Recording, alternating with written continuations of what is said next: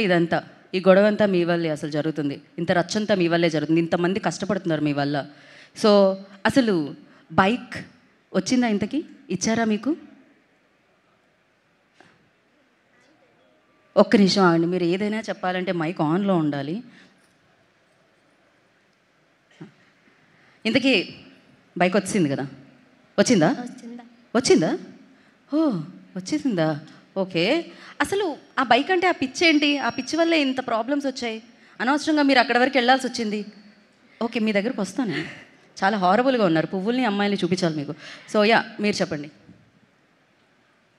Production వాళ్ళు ఇచ్చిన bike కాదు, ఓన్గా బైక్ వచ్చిందా లేదని అడుగుతున్నారు. రాలేదని ప్రొడక్షన్ వాళ్ళు బైక్ కూడా ఇచ్చారా? హీరోయిన్స్కి బైక్ ఇస్తున్నారు, యాంకర్లకు ఏమి ఇవ్వట్లేదా? విజయ్ గారు, అనవసరంగా నేను నా కార్లో పెట్రోల్ వేసుకొని వచ్చాను ఇక్కడ వరకు. వెరీ విజయ్ గారు బైక్ తేవడానికి వెళ్ళినట్టున్నారా? ఓకే అంటే సొంత వండి లేదు తెలుసా ఆడపిల్లకి? మీరు తెలుగే మాట్లాడారు కదా, ఏమన్నారు? ఓ సొంత వండి లేదా? సొంత వండి లేదు ఆడపిల్లకి.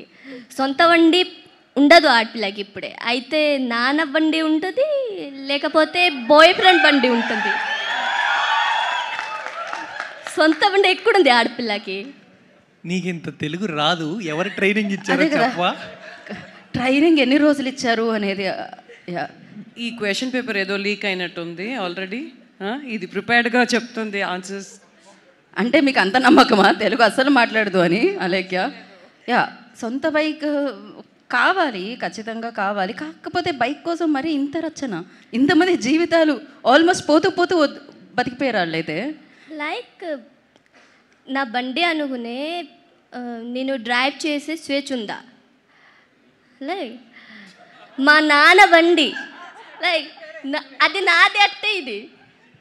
నేను పెళ్ళి చేసుకుంటే రేపు అది మా ఆయన బండి, వాళ్ళ ఫ్యామిలీ. నా you tell me where is my బండి, వేర్ ఈజ్ మై బైక్? ఇది ఓన్లీ తెలుగులోనే రిలీజ్ అవుతుందా? వేరే లాంగ్వేజ్లో కూడా మనం రిలీజ్ చేయొచ్చేమో అనిపిస్తుంది నాకు. నరేష్ గారు,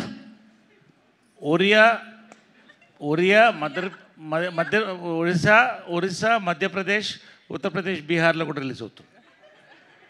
ఈ స్పీచ్ తర్వాత వెంటనే జీ స్టూడియోస్ దివ్య గారు. ఓకే.